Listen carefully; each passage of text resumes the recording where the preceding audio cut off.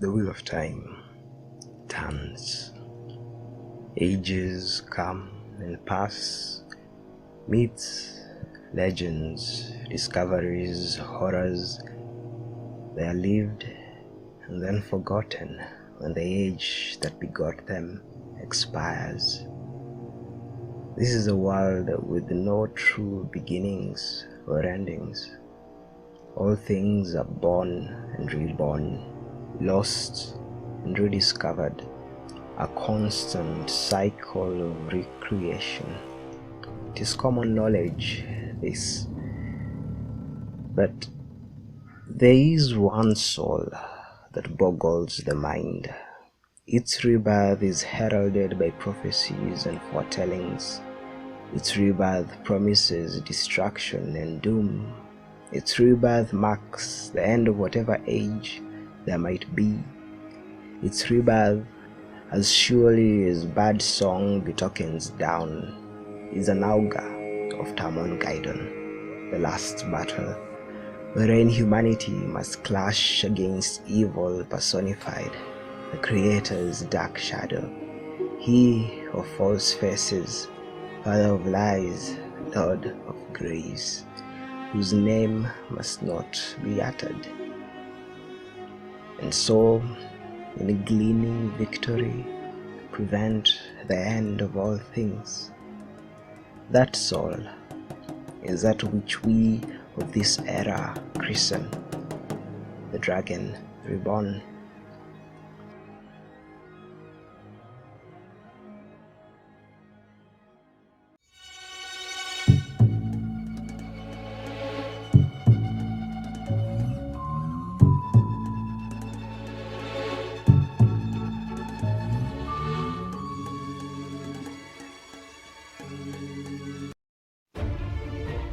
Your illumined majesty, Tenobia Sibashir Kazadi, shield of the north and sword of the blight border, high seat of House Kazadi, lady of Shahaini, Asnel, Kunwa and Ganai.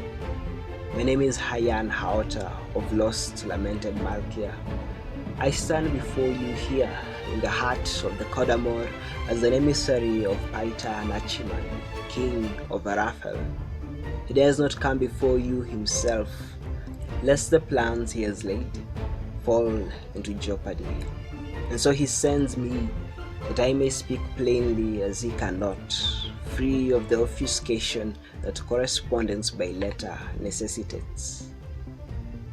I will read from the Yet shall one be born to face the shadow, born once more as he was born before, and shall be born again, time without end. The dragon shall be reborn, and there will be wailing and gnashing of teeth at his rebirth. In sackcloth and ashes shall he clothe the people, and he shall break the world again by his coming, tearing apart all ties that bind. Like the unfettered down shall he blind us and ban us. Yet shall the dragon reborn confront the shadow at the last battle, and his blood shall give us the light. Let tears flow, O ye people of the world, weep for your salvation. What I have read is one of the scattered pieces of the Karayathon cycle, the prophecies of the dragon. They are numerous, unclear, and have been subject to translation after translation since they were first recorded. Many of these were made by singular Aes Sedai women gifted with the talent of foretelling. Every lord and lady with even the paltriest of learning has heard of them, though many dismiss them as fancy, and perhaps rightly so. Thousands of years ago, the man named Leustherin Telamon and his 100 companions are said to have sealed the Dark One's bow. In doing this, they made use of Saidin, the male half of the One Power. In retaliation, the Dark One spewed forth his foul essence onto Saidin, forever dooming all male channelers to madness and death. and so was the doom of the world spelled. Those male Aes Sedai were swiftly rendered witless and set about laying waste to the world. They raised up mountains where none had stood, shifted oceans and reshaped the very lay of the land. Fire and lightnings were called down. The lifeblood of the world, red-hot magma, was called up from its depths to swallow the great cities of that age. The breaker of the world, Kinslayer, Destroyer. That is the legacy lives there in Telamon, who men once named Dragon and hailed as Savior, left for the ages. Today, the one power is feared, and those who wield it reviled. For men, the madness is still a surety, and so they must be slain or stealed at the earliest possible opportunity, a task that falls to the Red Azure. The women called to Saidar form the Order Aes Sedai. They have done much to guide the world into a semblance of normalcy. Yet the Order has fallen far from what it once stood for. In the Age of Legends, they were servants of all. Today, they are masters of all. No monarch in all remembered history, save one, has dared to consider themselves ranked higher than the Amalin seats of the White Tower. Even here in the borderlands, where Aes Sedai are revered and courted, that the indispensable aid of their green azure may be given, should a second Trolloc war threaten the world, we know to beware of them. No one can know the mind of an Aes Sedai, or the leash with which she seeks to lead you. Those prophecies of the dragon have, at times, led to the rise of false dragons. These were often ambitious men who sought to carve out a great destiny for themselves, or perhaps men consumed by the taint's madness. They troubled the world greatly, gathering armies of believers and sowing chaos wherever they trod. From Gwea Malasan of yore to Logaina Bla and Mazrim Taim of yesteryear, they have all been torn down by the level-headed. Scholars looking back at their deeds are able to confidently scoff at their credibility, for none of them fulfilled any of the prophecies. And what is the purpose of prophecy? What use are signs and portents? They serve as guides. They are the torchlight blazing brightly in a starless night, illuminating a path robed in shadow. They are directions so clear that when they are fulfilled, only the willfully blind can deny them. In a world of uncertainty, they are the compass by which we may set our course. My lady knows much of the Carathon cycle. Those speak of how the dragon reborn shall be revealed to the world. He will be born on the slopes of Dragon Mount, and bannered across the sky in fire, proclaim himself in Farm, where dwell the watchers over the waves. The stone of Tyr will fall. His hand shall wield that untouchable blade, Calando, that rests within its heart. Herons shall mark him to set his path and to name him true. These prophecies are prevalent here in the Westlands, but they are not the only ones that speak of the dragon reborn. The sea folk speak of the Karamor, with whom they must make a great bargain. He will be the herald of a new age and bring all the seas of the world within their reach. The Jendai prophecies, as the other and Mia call them, speak of other signs, of the White Tower broken, of Aes Sedai serving the Koramor and washing his feet with their hair, a blade that will hold him in twain. They will also speak of he who comes with a down, a great chief who will forge their tribes into a nation and lead them from their waste, what they call the threefold land. He will change them and break them, save for a remnant of a remnant who alone will be saved. Such a harsh prospect for similarly hard people.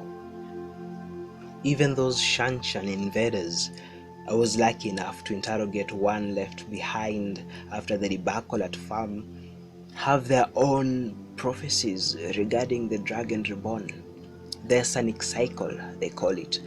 This one seems to have evolved from our own Karathon cycle, and like much of their great empire, been corrupted almost beyond recognition. My lady, unsettling as it is to acknowledge, these signs point to the man Rand Althor. They mark him, they brand him as the Dragon Reborn. He is said to have fought the Dark One himself above the skies of Farm, and called the heroes of the Horn to throw the invaders back into the sea. These events were witnessed by many. No doubt you have seen the sketchings of that red-haired youth and his flame-eyed opponent. For the first time in history, the Stone of Terror has fallen. Arthur seems to have gone into the west, and now has black-veiled Aiel following him, hailing him as Kara Khan. Furthermore, my lady, you have heard of the strange events that took place in Faldara a year past. The Aes Sedai Moraine Mordred, who holds the bond of my own liege, Alan Mandragoran, came to that fortress with 5 youths from a remote village. It is said that they traveled into the Blight and there found the fabled Eye of the World, and the Green Man who tends it. At the time, the armies of Shiena were readying themselves to clash against an incursion of Trollocs at Tywin's Gap, a battle many doubted they would win. Accounts from soldiers there speak of lightnings and earthquakes that destroyed the Trolloc horde. Some even speak of an illumined figure barely discernible. It is my belief that this was Arthur, though the soldiers at the time called it a miracle of the creators. Reports from Tyr and elsewhere speak of the numerous times the Shadow has sought to kill him. Trollocs, Myrdral, and Dark Friends have broken themselves against this man, with no success. He still lives. He has won the loyalties of level-headed men like your own Marshal General, Davram Bashir, inflamed fear and hatred in the frivolous Southron lords. Gratitude from the neglected small folk he has sought to aid. The chaos that follows in his wake is undeniable. But even that was foretold. As the plough breaks the earth, shall he break the lives of men, and all that was shall be consumed in the fire of his eyes. If Tamon Gaidon really is at hand, then, my lady, the borderlands have a duty. For 3,000 years, the Blight border has been our responsibility. We have guarded against it and defended the lands of men against the Shadow long before even the Trolloc wars were waged. To be a borderlander is to know the toll of this unending war. It is to know the weight of duty. But this is not the obligation of which I now speak. Listen well and know the mind of my lord Paita Nachiman. Long ago there was one of his family who was born with the gift of touching Saidar. She trained within the White Tower and went on to don the shawl as Aes Sedai. She then became the tower's advisor to the then king of Arafel. It came to pass that she had a vision of the future, a foretelling. The only one in attendance, the only soul to mark her words, was the king, Reo Mayashi. He recorded them and taught them to his successor. In such a manner have they been passed down, ruler to ruler, generation to generation. I will now read them out loud. I see him before you, the one who lives many lives, the one who gives death, the one who raises mountains. He will break what he must break, but first he stands here before our king. You will bloody him, measure his restraint. He speaks. How was the fallen slain, telling Daltiraso murdered by his hand, the darkness that came the day after the light? You must ask, and you must know your fate. If he cannot answer, then you will be lost. You will bring his end swiftly, so that the final days may have their storm, so that light may not be consumed by he who was to have preserved it. I see him and I weep. The meaning here is clear. It falls to the monarchs of the borderland nations to test this man. You will bloody him and so ascertain his restraint. Is he a child playing at power, or a leader who has mastered himself? You must question him as to the identity of this Telindal Tiraso who was murdered by his hand. The pattern itself is clear here. What answer the dragon Reborn gives to this, what response he has, it will determine all our fates and his. It is true that save for their ill war, the borderlands hardly concern themselves with southern politics. Our duty has ever lain northward. The last battle will not be fought in Tyr or in Andor, but here where the shadow creeps along the land. Here and northward at Shire Ghoul itself. Yet inexplicably, the blight has been benign these past few months. No doubt it is merely the calm before the storm, or maybe it is the will giving us a reprieve that we may fulfill the greater duty. It is my Lord's will that the 4 borderland monarchs march south in the greatest secrecy, taking such forces as they can muster from their duties of the blight border.